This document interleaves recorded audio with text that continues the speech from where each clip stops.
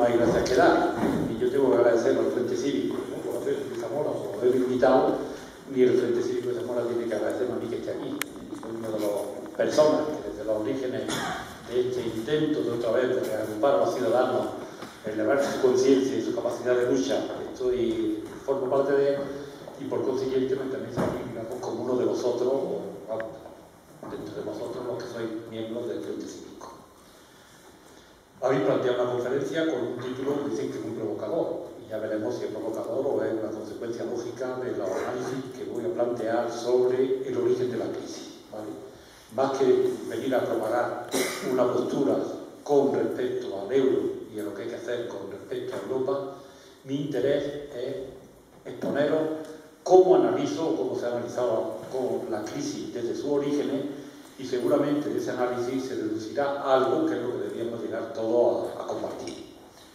Seré un poquito esquemático porque la complejidad del tema y la longitud temporal de lo sucedido pues llevaría más tiempo del que se dispone, pero en todo caso tengo mucho interés en que al final haya un debate, porque no pretendo agrupar posiciones o firmas en documentos sobre salida o entrada del euro, sino agrupar conciencia y agrupar convicciones sobre lo que nos conviene como ciudadanos y como país.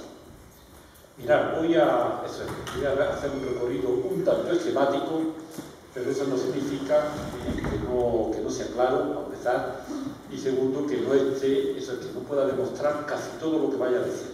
No tengo cifras, tengo disponibilidad de gráficos, tengo disponibilidad de análisis, pero en fin, no voy tampoco a detenerme en cada cosa con detalle, porque eso significaría que tendríamos que hacer otra conferencia. Por lo cual estoy dispuesto, no asustéis. Mirad, en el año 1991 queda constituido lo que se llama el mercado único. Eso es un hito en la construcción europea, que pasó del mercado común, que se hace en el año 57, al año 1991, donde se crea el mercado único. El mercado común era un mercado libre para las mercancías, el mercado único es un mercado libre para todos los factores económicos, las mercancías, los servicios, los trabajadores, los movimientos de capital, etcétera, etcétera. Por así decir, se crea un ámbito económico en Europa que se asemeja mucho al que existe en una economía nacional o en una economía estatal, donde la gente, pues, como comprenderéis o sabréis, se puede de Sevilla a Barcelona, de Barcelona a Zamora, de Zamora a Zafra, etcétera, etcétera, las mercancías, los trabajadores, los capitales, etcétera, etcétera. Y hubo algunos genios, digo porque ya se le ocurrió con bastante anticipación, que dijeron: hombre, si hay un mercado único, a semejanza de lo que ocurre en un mercado único en un Estado, debe haber también una moneda única. Y esta fue la sencilla regla de tres que plantearon y resolvieron. Y dijeron: al mercado único ya constituido, después del desarrollo de unas 300 directivas o directrices de la Unión Europea, empezaron a construir la moneda única. Y la moneda única, a la construcción de la moneda única se dedicó fundamentalmente y casi específicamente el llamado Tratado de Maastricht. Y lo hicieron nada más y nada menos que en el año 92. Ya está el Tratado de Maastricht funcionando, donde se fijan las condiciones, los periodos, las instituciones, todas las reglas que van a constituir la moneda única. Y la década fue muy agitada, realmente muy agitada a lo largo de los años 90, pues hubo periodos en que se veía que era imposible hacer la moneda única, otros donde se discutía que podían participar algunos países sí y otros no. Hubo una crisis muy fuerte europea relacionada con los tipos de cambio de la moneda, que ahora explicaré qué son. Y en fin, hasta el final de la década no se pudo ver con claridad si iba a haber o no moneda única o constitución del euro. Y se puede afirmar, y ahora lo afirma todo el mundo, que no había condiciones económicas para llegar a la moneda única. Se habían fijado, como sabréis, un conjunto de condiciones que llamaron las condiciones de convergencia y no se cumplían. Pero los políticos, atravesados por la necesidad de poner un poco de orden en sus cabezas y en el proyecto de la moneda única, decidieron tirar para adelante. Y tirar para adelante, pues yo creo que ciegamente, porque efectivamente un proyecto de moneda única, un proyecto de constituir el euro, hubiese exigido unas condiciones económicas mucho más igualitarias y unas condiciones y unos compromisos bastante más comprometidos de lo que se hizo al constituir el euro. Pero, como digo, con una ceguera manifiesta y con unos empeños políticos que, como veremos ahora, justificados porque el euro era una magnífica coronación del proyecto europeo en clave del neoliberalismo, decidieron que, a pesar de los inconvenientes, a pesar de las restricciones que manifiesta y carencias que tenía el proyecto, se imponía al mercado. Perdón, la moneda única. ¿Qué significaba la moneda única? Significaba dos cosas fundamentalmente. Por un lado, desaparecía pues, un instrumento que había sido esencial para cada uno de los países europeos en su historia y que sigue siendo un instrumento esencial para cada uno de los países del mundo. Y es disponer de una moneda propia que se relaciona con las demás a través de un tipo de cambio, de una relación pues, de la peseta con el marco alemán, la peseta con el franco francés, la peseta con la lira italiana, etcétera, etcétera. Y es un instrumento esencial porque los países son desiguales en su capacidad de intervenir en los mercados mundiales. Y unos están muy dotados, otros tienen muchos recursos, otros tienen mucha tecnología, otros son muy poderosos con multinacionales, etcétera, etcétera. Y ha ocurrido en la historia que, claro, todos peleando por los mercados únicos, por los mercados internacionales, pues se encuentran con que hay economías muy poderosas y economías más débiles. Ahora bien, las economías más débiles que tendían naturalmente a perder posiciones y a incurrir en déficit agudo de eso que se llama la balanza de pagos y que no es más que un poco el saldo de los ingresos que se tienen por exportar y los pagos que hay que realizar por los ingresos que tienen por exportar y los pagos que se tienen por importar. El saldo de pagar y importar. Bueno, entonces se pensó, eso es que era natural. ¿Y qué ocurría? Que los países más poderosos tenían una moneda que tendía a revaluarse como cosa natural.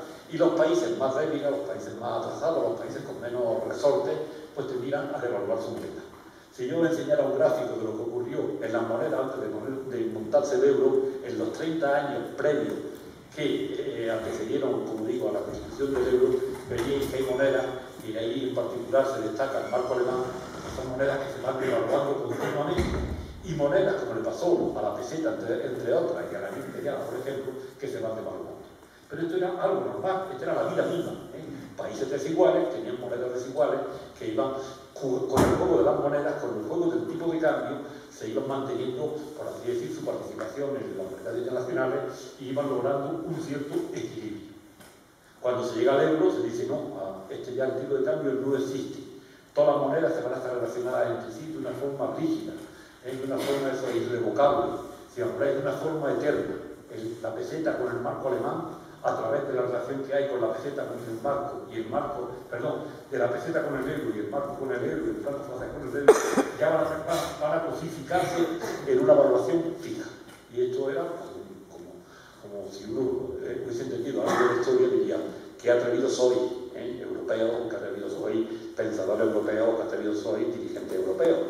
Porque hay que ver lo que la historia ha cantado de las desigualdades económicas de los países y las cosas que han pasado en cada una de sus monedas, como para pensar que desde el año 99 ya no hay tipo de cambio de la moneda. La otra cosa importantísima que ocurre con el establecimiento del euro es que se pierde un instrumento esencial, el instrumento se habíamos perdido con el tipo de cambio, este instrumento esencial de la política económica, se pierde la capacidad de tener una política monetaria propia. Hasta entonces, hasta el año 99, pues cada país tenía su banco. Tenía el Banco Central Alemán, el Banco Central de Francia, el Banco Central de Italia, y nosotros teníamos nuestro Banco Central, que era el Banco de España. Y el Banco de España tenía una capacidad de algo tan esencial como es hacer dinero, o destruir dinero, o restringir el dinero. En el servicio de estudios se pensaba cómo iba la economía, si había mucha inflación, si no había mucha inflación, cómo iba el paro, si había mucho paro, si no había mucho paro, cómo iban los tipos de interés de este país y el otro, y se iba decidiendo un poco la política monetaria, que era, como es normal, un instrumento básico de la administración de un Estado de sus circunstancias económicas. Y se decide que ya esos bancos van a perder toda su autonomía y la van a trasladar a un banco central europeo cuya sede está en Frankfurt, que la dirigen 15 burócratas que no han sido elegidos por nadie más que designados por su gobierno y que no tienen otra preocupación sobre el papel que garantizar que la moneda esa común que surge pues no haya inflación en los países. Pero fijaros bien que bueno, la aberración de última instancia que constituía esto de hacer una política monetaria única para un conjunto, en este caso, de 17 países, porque había países en expansión, países en contracción, países con mucha inflación, países con menos inflación, países con mucho paro, países con menos paro, etcétera, etcétera. Y por consiguiente, esta cesión significaba que nos íbamos a homogeneizar con una política que en última instancia no estaba preocupada por los problemas específicos de cada uno de los países, sino por una idea general de que el euro debía ser fuerte y para ser fuerte no debía haber inflación en el conjunto de los países. Y esta es la clave y esencia de lo que significa el euro. Pero fijaros también que voy a señalar que cuando se monta el euro, me he referido a la regla de tres sencillita que dije, el nombre a un mercado único, una moneda única. Pero esto era también una carencia básica y esencial del euro. Y es que es verdad que en los países, que en los estados había un mercado único y una moneda única. Pero también había un presupuesto común, en el sentido de que un país como España, un país como Alemania, un país como Suecia, el Estado interviene de una forma decisiva en la economía. ¿De qué forma? Bueno, el Estado te trae impuestos del orden del 40, 45, a veces hasta el 50% del país, ¿vale? Y con esos impuestos hace unos gastos que tienen en una gran parte una composición para redistribuir la renta, distribuirla en términos personales y distribuirla también en términos geográficos. De forma tal que lo que hace el mercado a través de un mercado único y una moneda única, luego llega el Estado y lo rectifica, y bueno, en mucho o en poco, pero tenía la capacidad de hacer esa redistribución que ahora, como os voy a explicar, no se pierde. ¿Por qué? Porque efectivamente se hizo la moneda única, pero la moneda tenía que venir acompañada de un presupuesto común único, o de una fiscalidad común, o si queréis, de una capacidad de intervención del presupuesto comunitario bastante importante, cosa que no se hizo. El presupuesto comunitario, he citado antes la frase de las cifras del 40, 45, 50, dependiendo de los países. El presupuesto comunitario, que tiene para corregir eso que se hace en los estados, y de una forma, decisiva, por lo menos muy importante, es solo del 1% del PIB comunitario. Fijaros la diferencia. Es verdad que muchos estados tienen que hacer las mismas funciones, pero lo que ocurre es que, así como cada estado con una moneda única podía hacer una redistribución importantísima de la renta, y se tiene, por ejemplo, en Andalucía, pues una región más pobre, y los catalanes, que a pesar de sus protestas, pues era una región más rica, y el Estado coge ingresos de los catalanes y los distribuye, y eso es así, una redistribución, y puede pagar, por ejemplo, subsidios a los andaluces. O bien el Estado coge ingresos de Cataluña y hace más inversiones en Andalucía. O bien un país como Cataluña, más instalado, pues se puede pagar impuestos y hacemos mejores carreteras en Andalucía. Este es un ejemplo muy reiterativo, pero bueno, para haceros ver que el mercado único y la moneda única tenían un correctivo muy capaz de amortiguar los efectos de la actividad económica, los efectos de la desigual o potencial económico de una región y en otra. Cuando se crea el mercado común, el euro, se decide hacer el euro sin ese apoyo decisivo de un presupuesto comunitario. Como he dicho, es el 1%.